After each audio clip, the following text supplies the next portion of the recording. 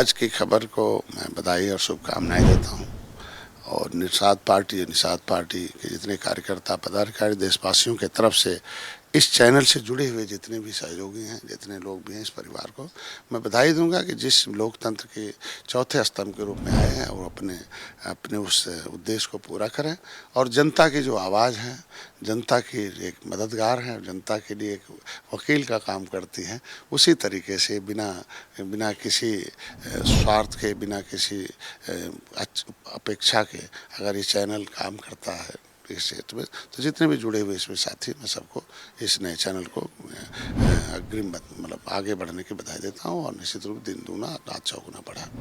उत्तर प्रदेश के कैबिनेट मंत्री डॉक्टर संजय निषाद इस वक्त हमारे साथ मौजूद हैं। इनसे बात करते हैं। सर, देश का बजट पेश हुआ है, विरोधी पार्टियां तमाम तरह की बातें कर रही हैं, लेकिन आपके देखने में बजट कैसा है? देखिए, मैं तो अपने बजट का स्वागत करता हूं और जनता ने भी स्वागत किया है। 70 साल में पहली बार है कि जो विरोधियों को अवसर नहीं मिला कि उसका कोई विरोध कर दें, कि कहीं उन्हें कहने का भी एक कमेंट में कि कहें कि विरोध करना तो उनका धर्म है, लेकिन ये नहीं कहीं कमी निकाले कि ये इस बजट से इतना नुकसान है ये जनता का। और आज के दिन में हम तो इस बजट को वह बजट मानते हैं जो भगवान राम और निषाद राज के समय, जब त्रेता में राम राज आया था, सब के सुख के राज के लिए बजट हुआ। बजट का मतलब जनता का सहयोग लेना और जनता को हम सुविधा देना। तो कैसी सुविधाएं दिया 70 साल से कि ये जनता इनको बदलती रही, कभी इन्हें हटाओ, इन्हें लाओ, इन्हें हटाओ, इन्हें लाओ। आज जनता हमारे बजट से फ़ायदा पा रही है, सुविधाएं पा रही है, इसलिए खुश होकर कहती नहीं अब किसी को नहीं, यही रहेंगे, मोदी रहेंगे, योगी जी रहेंगे और फिर 2024 में रहेंगे। और हम लोगों ने सारी जाति, सभी धर्म, सभी वर्ग, सभी क्षेत्र के लिए जो आवश्यक होता है उसके लिए बजट किया है।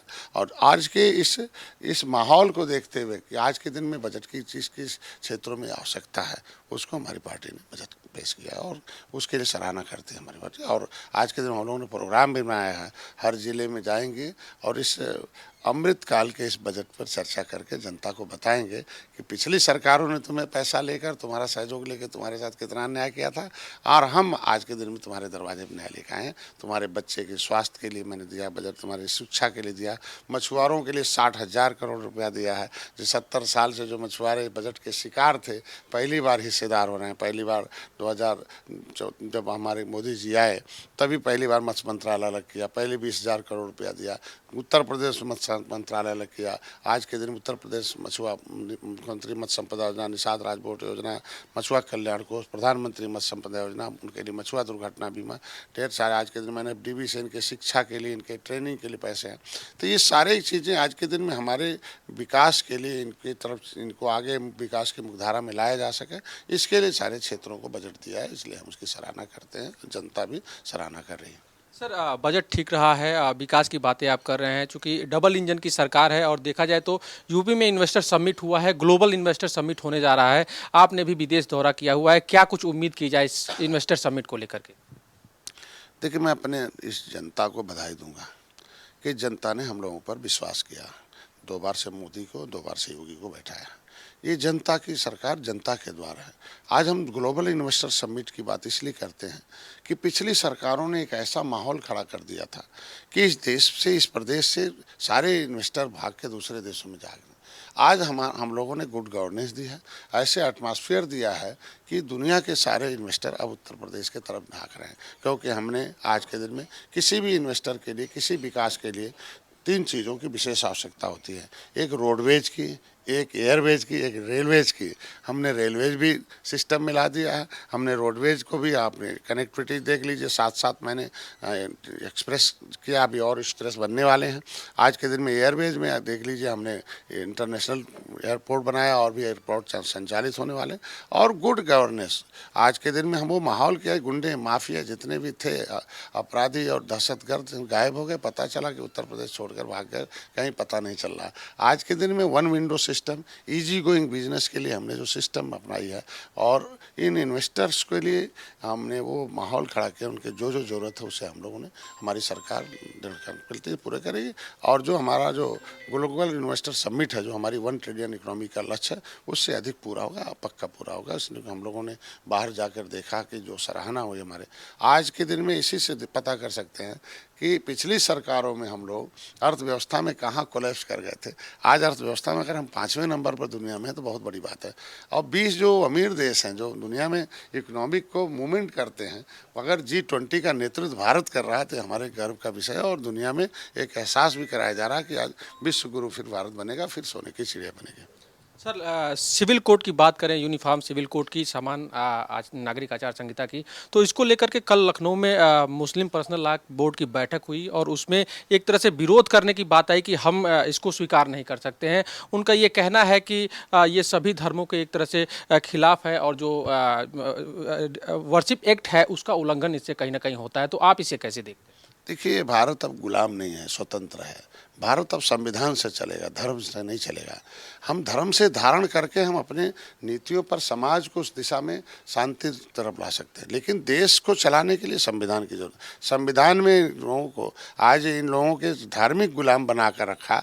तो सच्चर कमेटी की रिपोर्ट क्या कहती है कि सबसे ज़्यादा मुसलमान कर SC ST से ज़्यादा खराब दशा है।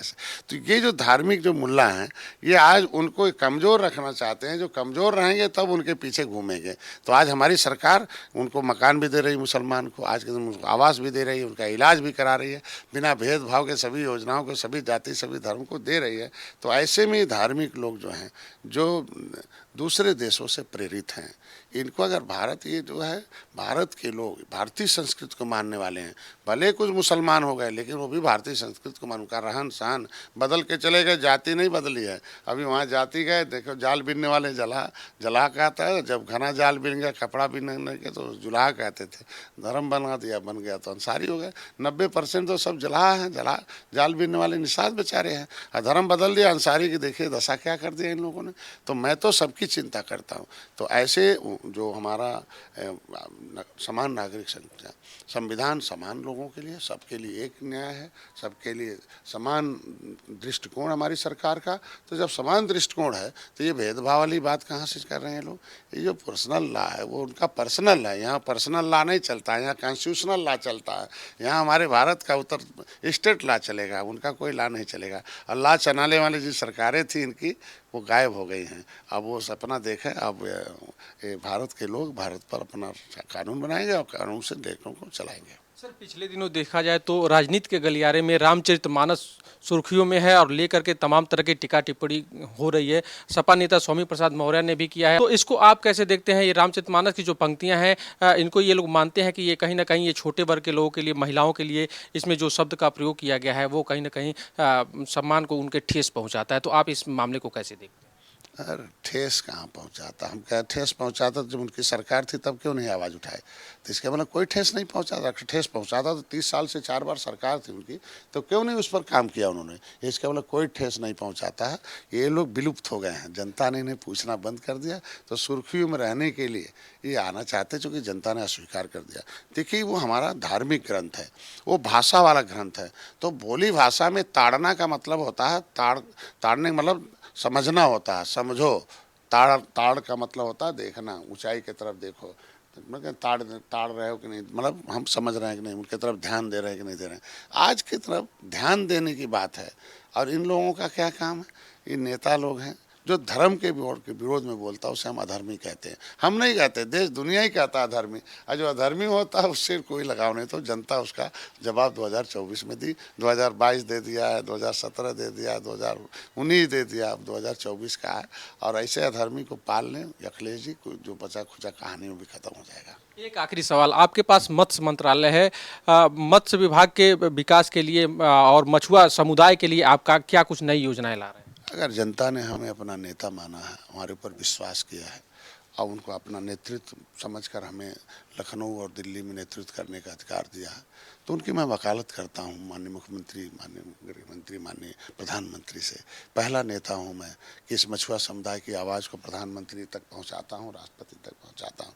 तो जब जो इस देश का नेतृत्व करता है, जो मुखिया है, तो जब मुखिया तक बात पहुँच जाती है तो निश्चित रूप से उसके काम हो जाते हैं। और काम होना शुरू हो गया है। पहले केवटा मल्लाहवा कहते थे इनको, हैं कश्यप कहरा नीचे कहते थे, लेकिन आप निषाद जी कहते हैं। अब कश्यप जी कह के बुलाते हैं। अब कहते हैं डॉक्टर संजय वाले मंत्री वाले आदमी हैं और देखो अब इनके साथ अन्याय मत करो। मतलब थोड़ा बहुत तो रहेगा, चूँकि अभी वो 30 साल से भर्ती हाथी साइकिल ने अपने लोगों को किया है, तो उनके अंदर तो निश्चित रूप से थोड़ा रहता है। लेकिन आज के दिन में जो मछुआ समुदाय का बड़े बड़े काम हुए, निषाद राज का किला पर्यटक स्थल घोषित हो गया, भगवान राम निषाद राज के गले लगी मूर्ति हो गया, जिसका इतिहास खड़ा हो जाता है। कहते हैं इतिहास विरासत होती है, विरासत पूंजी होती है और पूंजी भविष्य होता है। हमारा इतिहास गायब कर दिया था, तो विरासत ही गायब थी, तो पूंजी गायब थी, तो भविष्य गायब था। मैंने उसे बाहर कर दिया। आज निषाद पार्टी में मछुआ समुदाय का नेतृत्व के साथ साथ जो निर्बल जो बजट के शिकार थे वो निर्बल थे, जो बजट के हिस्सेदार हैं वो सबल हैं। आज बजट में हिस्सा मिल रहा मछुआ समुदाय को। प्रधानमंत्री ने भी 60,000 करोड़ रुपया दिया, अभी जो 20,000 करोड़ रुपये पहले दिया था। प्रधानमंत्री मुख्यमंत्री संपदा योजना हमारे निषाद राज बोट मछुआ कल्याण कोष के लिए 100 करोड़ का हमने संकल्प दिया, 25 करोड़ भी अलाट हो गया है। और आज के दिन मुख्यमंत्री प्रधानमंत्री संपदा योजना में सब्सिडीज है, मछुआ दुर्घटना फ्री है, ऐसे में इनके ट्रेनिंग देने का काम फ्री है। तो आज के दिन में हमारे इस समुदाय के विकास के लिए, आज इनकी आवाज़ के लिए अपना टोपी और झंडा हथियार लिया राजनीतिक। आज एक सीट थी 2017 में, आज 2022 में 11 सीट विधानसभा में है और भारतीय जनता पार्टी मेरे साथ खड़ी रहती है। और वकालत की अगली लाइन में खड़ी है निषाद पार्टी। उधर मुख्यमंत्री हैं, इधर विपक्ष के हैं और सामने हम अपनी बात रखते हैं। अगली लाइन में अपने बेटे को डॉक्टर संजय सड़क का नेता था, सदन में पहुंचा दिया। तो 9 साल के अंदर हमें उस विधानसभा में पहले क्या था, हमारे जो नेता थे उन्हें कुर्ता पहनाते थे और जिता के लाते थे, वोट ले लेते तो पीछे बैठाते थे। कभी उसे बोलना होता था तो उस पार्टियों से रिक्वेस्ट करना पड़ता था 2 लाइन। 70 साल से आवाज़ ही बंद कर दिया था। मतलब अंग्रेज़ों मुगलों ने तो तलवार और तोप के बदौलत बंद किया था, इन लोगों ने अपने इस नाइंसाफ़ी वाली जो इनकी सोच थी उससे हमारे लोगों की आवाज़ बंद। आज हम एक आवाज़ बनाकर जब भी विधानसभा की कार्रवाई होती है तो हमें 11 मिनट समय मिलता है बोलने का, पहले 11 मिनट हमें बाद में। जब भी कोई चलता है, जो शुरू में होगा, बीच में होगा, जब बंद होगा कार्रवाई, तब विधानसभा जब अभी विधानसभा चलने वाला, फिर 11 मिनट बोलूँगा, फिर बीच में बोलूँगा, फिर लास्ट बोल। जब जहाँ विधान बनता है, जहाँ भाग्य लिखा जाता है, अब भाग्य लिखे जाने वाले समय में 11 मिनट समय मिल गया हो, इससे बड़ा चीज़ क्या हो सकता है। तो ये मछुआ समुदाय आज बहुत संतुष्ट है। धीरे धीरे 70 के आरक्षण के मुद्दे भी बहुत बड़ा मुद्दा इनका। 70 साल से कांग्रेस का बटन दबाया, कांग्रेस ने इनकी फाइल गायब करा दिया। फाइल नहीं गायब करा दिया, इनका भविष्य गायब करा दिया। ये आज कहीं न किसी विभाग में जाते थे तो कहीं चपरासी बाबू नहीं मिलता था, लेकिन अब कहीं नौकरी निकलती है सर्विस कमीशन की जो है, देखिए उसमें 2-4 निषाद आ जाते हैं। कहीं कश्यप लिखा रहेगा, कहीं धीवर लिखा रहेगा, कहीं रैकवा लिखा रहेगा, कहीं बाथम लिखा रहेगा, कहीं निषाद केवट लिखा। तो ऐसे में सहानी लिखा रहता। तो ये लगा कि देखिए निषाद की बेटी अभी अंडर वर्ल्ड चैंपियन बन के आई है क्रिकेट में। देखें इससे पहले कहाँ थे हमारे खिलाड़ी। आज के दिन में कम से कम देखिए हर एक जाति धर्म के लोगों को खेल में अवसर। 24 में क्या लग रहा है, साथ में तैयारी चलेगी, गठबंधन साथ रहेगा, 24 में चुनाव साथ लड़े जाएंगे? ये देखिए त्रेता का गठबंधन है भगवान राम निषाद राज का। ये तो बीच में इन लोगों ने हम लोगों को एक्सीडेंट करा कर सारे चीज़ को गायब कर दिया था। तो मैंने प्रोग्राम बनाया, एजुकेट द एजुकेटेड पर्सन और reach the voter and treat the voter and teach the voter and cast the voter. अभी पढ़े लिखे लोगों के पास जाना, राजनीति पढ़ाना है। और इस युग का जो वोटर है वो the real God is voter in the democracy. इस युग का असली भगवान जो है वोटर है। वोटर के पास जाना है, वो भारतीय संस्कृति पढ़ाना, जब राम राज था सबका सुख का राज था, वो चीज़ें लाना, उन्हें होश में लाना, जोश में लाना और सही जगह बटन दबाना है और सभी जाति सभी धर्म के हिस्से को लाना। और ये कर सकती है तो मोदी कर सकते हैं, योगी कर सकते हैं। चूँकि इनके देखो पॉलिटिक्स कुछ नहीं है। Politics is only one, the guardianship of the public future, public finance and development of the country and provide the constitutional safeguard. राजनीति कुछ नहीं है, जनता के पैसे का, जनता के भविष्य का अभिभावक है, इस देश के विकास का अभिभावक है, इस देश में जो जनता है उसको संवैधानिक सुरक्षा देने का अभिभावक है। कैसा अभिभावक? तलवार वाला, तोप वाला तो विदेशी थे, लेकिन इस देश के जो अभिभावक बने वो भी पौआ पिलाकर, हैं, पर्चा बांटकर, भरमा कर, झूठ बोलकर, विजन मिशन परिवार वही अनशन जो थे चंगू मंगू थे मिलकर इस देश में राज किए। अब वो ख़त्म हो गया। अब एक विजनरी नेता मोदी जी आए, एक मिशनरी नेता मोदी जी हैं और विजन और मिशन लेके योगी जी हैं और विजन और मिशन डॉक्टर संजय के पास भी है। तो जिस विजन और मिशन में उनका भी विजन मिशन के अंत्योदय अंतिम व्यक्ति के जीवन में उदय हो, हम लोग भेदभाव वाले नहीं हैं, हम हर जाति, हमारे यहाँ दूसरे बिरादरी भी मछली पालने के लिए उनको दिया गया। हमारे लोग कहते हैं साहब मछली के लिए आया, निषाद को नहीं मिला, उन्हें मिल गया, तो हम इनसे कह रहे हैं भाई आपको भी मिलेगा। अगर वो कर रहा था अच्छी बात है, अगर फ़ायदा है मछली में तभी तो दूसरी बिरादरी आ कर रहा, इसका लोग फ़ायदा लेना, चलो ट्रेनिंग करो, तो अभी इस बहाने कम से कम ट्रेनिंग लाना है। तो हम आज के दिन में बिना भेदभाव के हम लोग सभी जाति सभी धर्म के लोगों को ला रहे हैं। तो इसलिए गठबंधन तो चुनाव लड़ने के लिए नहीं, जीत के लिए है, सीट के लिए नहीं है। हम लोग 2024 में रहेंगे और जीतेंगे, और जीत कर फिर से एनडीए की सरकार बनाएंगे। तो ये थे डॉक्टर संजय निषाद, जिनका कहना था कि जो बजट है वो आम जनता के लिए काफ़ी बेहतर बजट है और 2024 की तैयारी निषाद पार्टी और बीजेपी एक साथ करेगी और बेहतर तरीके से फिर से एक बार प्रदेश में कमल खिलाएगी। वीडियो जर्नलिस्ट हरिराम जी के साथ पंकज तिवारी, आज की खबर, दिल्ली।